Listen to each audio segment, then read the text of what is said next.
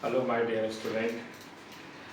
पिछले वीडियो में अपन ने सेल साइकिल के बारे में क्या है पढ़ा। सेल साइकिल में अपन ने G1 S और G2 इसके बारे में डिटेल में पढ़ा और उसके बाद आता है M मतलब माइटोसिस। अब अपन क्या है एक्चुअल सेल डिवीजन को देखते हैं, माइटोसिस को। G1 S और G2 में सेल ने अपने आप को पूरा प्रिपेयर कर दिया, यानी कि डीएनए का डबलिंग हो गया, जीनोम डबल हो गया और साथ में साइटोप्लाज्मिक जो ऑर्गेनेल है वो भी क्या हो गए, डबल हो गए। अब यहाँ पर क्या है क्रोमोसोम दिखाई देना शुरू करेंगे। तो M मतलब माइटोसिस। तो माइटोसिस जो सेल डिवीजन है ये क्या है, अपने एनसीईआरटी को क्या लिखा है, most dramatic phase. Dramatic phase का मतलब है, अब अपन यहाँ पर क्या है ये फिगर को क्या है शो करते हैं, तो फिगर के द्वारा क्या है अपन इसको शो करते हैं। जबकि इंटरफेज में अपन ने कुछ भी नहीं, केवल हमने बताया था आपको इस G1 में ये होता है, S में ये होता है और G2 में ये होता है। अब अपने को एक्चुअल प्रोसेस पढ़ना है माइटोसिस। अब माइटोसिस बोलते किसको है? Mitosis is that division in which formation of two daughter cell. तो पेरेंटल सेल डिवाइड होती है और डिवाइड होकर क्या है दो सेल बनाती है, तो उन दोनों नई सेल को अपन डॉटर सेल बोलते हैं। अब डॉटर सेल में क्या है क्रोमोसोम का नंबर कैसा रहता है, सेम रहता है। जैसे अपनी सोमेटिक सेल है, इस सोमेटिक सेल में क्या है 2n नंबर बराबर 46 और बनने वाले सेल में भी क्या है क्रोमोसोम नंबर उतना ही रहेगा, यानी कि 46। अब इंटरफेज में क्या है डीएनए का डबलिंग हो चुका है, यानी कि क्रोमोसोम की वैल्यू क्या है डबल हो चुकी है। तो अब दो सेल बनना है तो दोनों में सेम नंबर में क्रोमोसोम जाएंगे, तो इससे क्या है सेल साइकिल की इंटरफेज में हर चीज क्या है डबल हो जाती है। अब माइटोसिस में क्रोमोसोम नंबर क्या है सेम रह जाता है डॉटर सेल में, तो therefore this is also called equational division. अब इस टाइप के डिवीजन को स्ट्रेसबर्गर ने रिपोर्ट किया था और फ्लेमिंग ने इसका नाम रखा था माइटोसिस। अब ये प्रोसेस जो होती है ये कहाँ होती है? एनिमल में एक्चुअल में क्या है ये सोमेटिक सेल में होती है, तो therefore it is also called somatic cell division. तो इससे अपन इसको क्या बोल देते हैं, सोमेटिक सेल डिवीजन या वेजिटेटिव सेल डिवीजन बोलते हैं। लेकिन जो प्लांट है, प्लांट में क्या है ये गेमेट स्पोर को भी बनाती है, तो वहां पर भी माइटोसिस होता है। लेकिन एनिमल में क्या है मोस्टली कहां पर होती है, सोमेटिक सेल में। यहां पर क्या है सेल डिवीजन होता है, कौन, माइटोसिस। इसी टाइप से आपने जेनेटिक्स में थोड़ा बहुत पढ़ा होगा, जैसे हनीबी का जो मेल है ड्रोन, वो क्या है हैप्लॉइड होता है, तो वो क्या है माइटोसिस के द्वारा क्या है स्पर्म यानी कि मेल गैमेट को क्या है बनाता है, तो वहां पर क्या है माइटोसिस होता है। अदरवाइज एनिमल में क्या है मोस्टली कहां पर होती है, डिप्लॉइड सेल में होती है। अब माइटोसिस जो होती है इसमें दो स्टेप होते हैं। पहले स्टेप को अपन इंटरफेज जो पढ़ लिए, दूसरा अपन एक्चुअल एम फेज अपने को क्या है पढ़ना है। अब एम फेज में भी क्या है दो स्टेप आते हैं। पहले को बोलते हैं अपन कैरियोकाइनेसिस और सेकंड को बोलते हैं अपन साइटोकाइनेसिस। यानी कि पहले क्या है एक सेल में दो न्यूक्लियस देखेंगे आप बनते हुए, और दूसरा फिर सेल क्या है दो बन जाएंगे। तो ऐसे दो स्टेप में क्या है प्रोसेस जाती है। अब karyokinesis again divide into 4 step. First is called prophase, second is called metaphase, third is called anaphase and fourth is called telophase. तो ये 4 स्टेप में क्या है प्रोसेस होती है। अब जहां पर क्वेश्चन आते हैं वो ध्यान रखिए आप। पहले तो क्या है ये प्रोफेज, मेटाफेज, एनाफेज, टेलोफेज के फिगर्स जैसे एनसीईआरटी में दिए उनको देखना है। अब प्रोफेज शुरू हो रही है। अभी हमने क्या है जो सेल बनाया इसमें सेल वॉल या प्लाज्मा मेम्ब्रेन नहीं बनाया, ये न्यूक्लियर मेम्ब्रेन, तो ये केवल न्यूक्लियस है, न्यूक्लियस डबल मेम्ब्रेन से कवर्ड है, और ये क्या है न्यूक्लियोलस है। और ये क्रोमोसोम क्या है प्रोफेज शुरू हो रही है, तो सबसे पहले chromosome start to get condense. तो क्रोमोसोम क्या है कंडेंस होना, मतलब क्रोमेटिन मटेरियल कंडेंस होना शुरू कर देता है और क्रोमोसोम के फॉर्म में क्या है एपियर हो जाता है। तो दो क्रोमेटेड वाला क्रोमोसोम क्या है एपियर होने लगता है। अब ये क्या होता है ध्यान रखना, it is due to loss of water, या फिर it is due to dehydration, या फिर कंडेंसेशन ऑफ क्रोमेटिन मटेरियल। ये तीन का मतलब एक ही है। तो इससे क्या है क्रोमोसोम क्या है कंडेंस होना शुरू करते हैं और हमको दिखाई देना शुरू कर देते हैं। तो ये प्रोफेज में शुरू हुआ। अब जैसे जैसे प्रोफेज आगे जाती है, जो सेंट्रियोल होते हैं, सेंट्रियोल यदि एनिमल की बात करते हैं, centriole start to move towards pole, तो पोल की ओर जाना शुरू कर देते हैं इसी स्टेज में। और इसी स्टेज में सारे सेल ऑर्गेनेल धीरे धीरे क्या है डिसअपीयर होते हैं।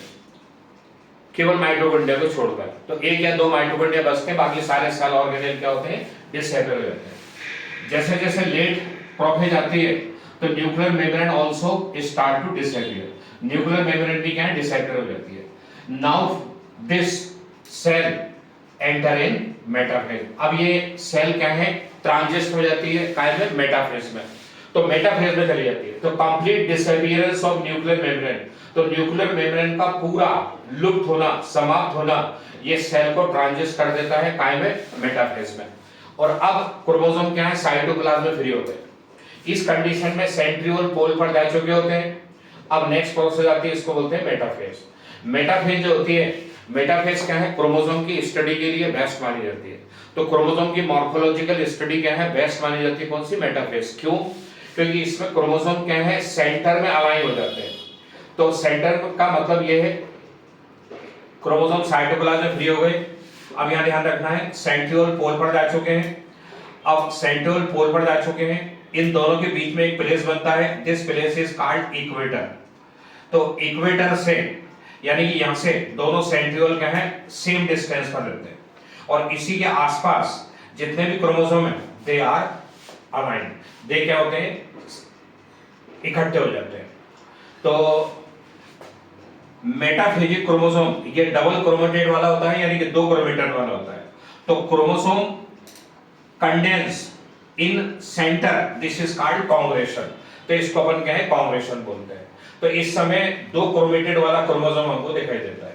अब इस मेटाफेज में क्या है, स्पिंडल फाइबर बनते हैं। तो ट्यूबुलिन प्रोटीन क्या है, स्पिंडल फाइबर बनाती है। स्पिंडल फाइबर तीन टाइप के होते हैं, एक को बोलते हैं अपन कंटिन्यूअस स्पिंडल फाइबर, दूसरे को बोलते हैं क्रोमोसोमल स्पिंडल फाइबर। कंटिन्यूअस क्या होते हैं, एक सेंट्रियोल से दूसरे सेंट्रियोल पर। क्रोमोसोमल स्पिंडल फाइबर ये क्रोमोसोम के सेंट्रोमियर के काइनेटोकोर से अटैच होते हैं। और तीसरे स्पिंडल फाइबर और बनेंगे, जो मैं आपको एनाफेज में बताता। तो ऐसे तीन टाइप के स्पिंडल फाइबर क्या है, ट्यूबुलिन प्रोटीन द्वारा यानी कि माइक्रोट्यूब्यूल से क्या है, बनते हैं। तो ये काइनेटोकोर से क्या है, अटैच हो जाते हैं। तो this is called metaphase. Metaphase के बाद आती है एनाफेज। अब एनाफेज स्टेज में क्या होता है, अभी एक ही सेंट्रोमियर है and that centromere both chromatid, दोनों क्रोमेटेड को क्या है, बेयर करता है। अब एनाफेज में क्या होता है, सेंट्रोमियर डिवाइड।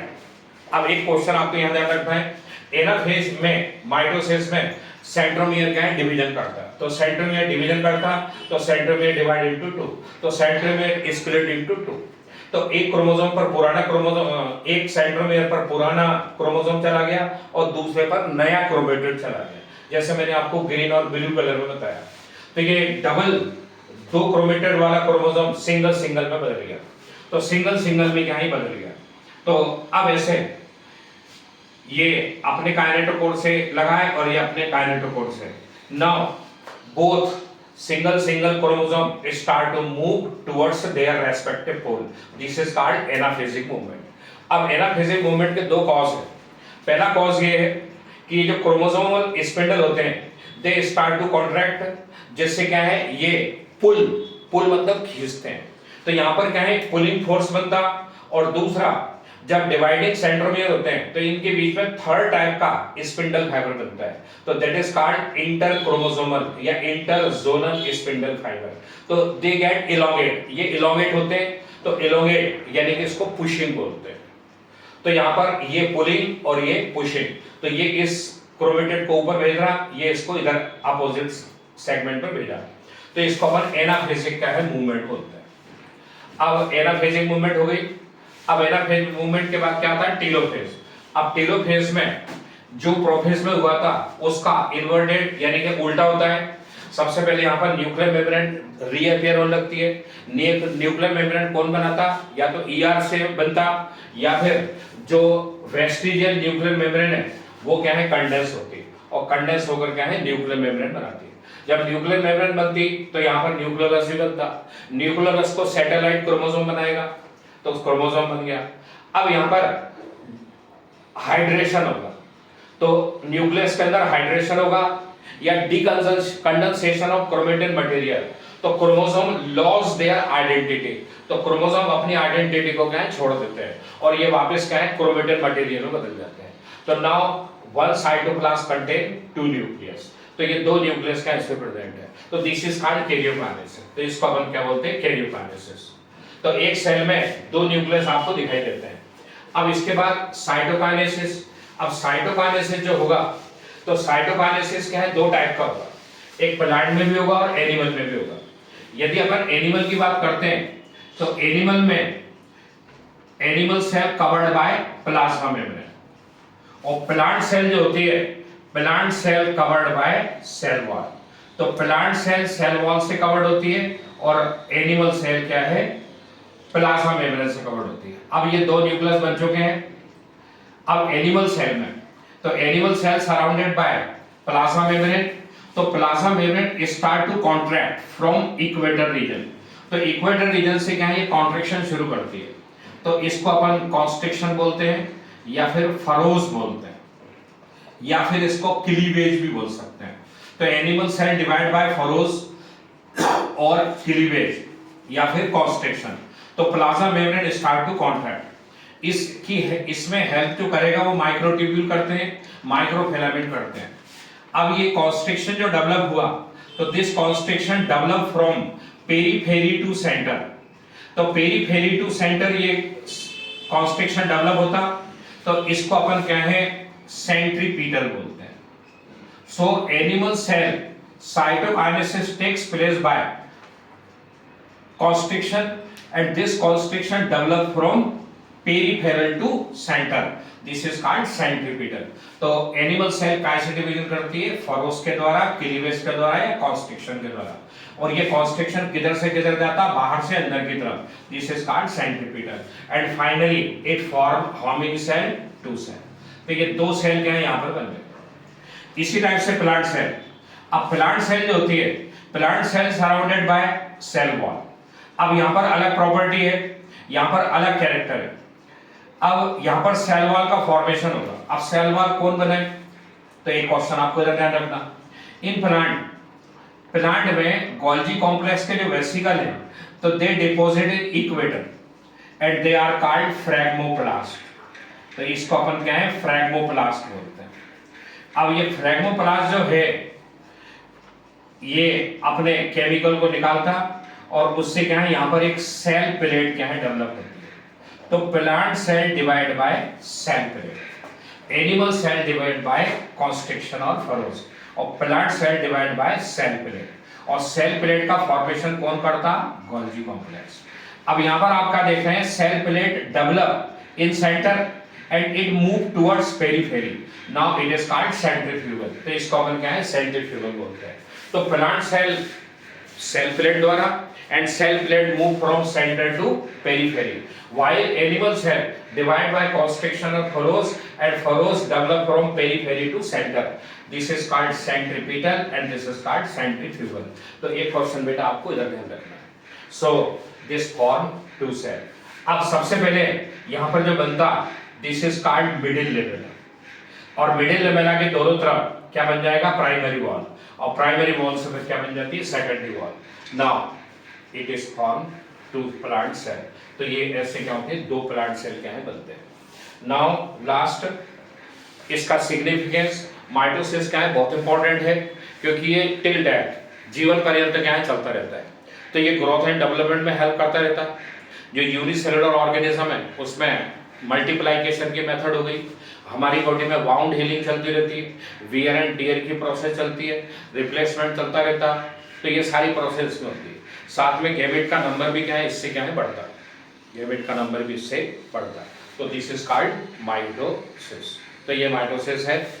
तो अब अगले वीडियो में मैं आपको थोड़ा सा ब्रीफ में जल्दी से शॉर्ट नोट के रूप में मियोसिस के बारे में बताऊंगा। तो please subscribe my video channel and comment, और कमेंट में लिखिए आपकी जो चैप्टर में कठिन लगता आपको, मैं उसको वीडियो बनाकर सेंड करता हूँ। Okay bye.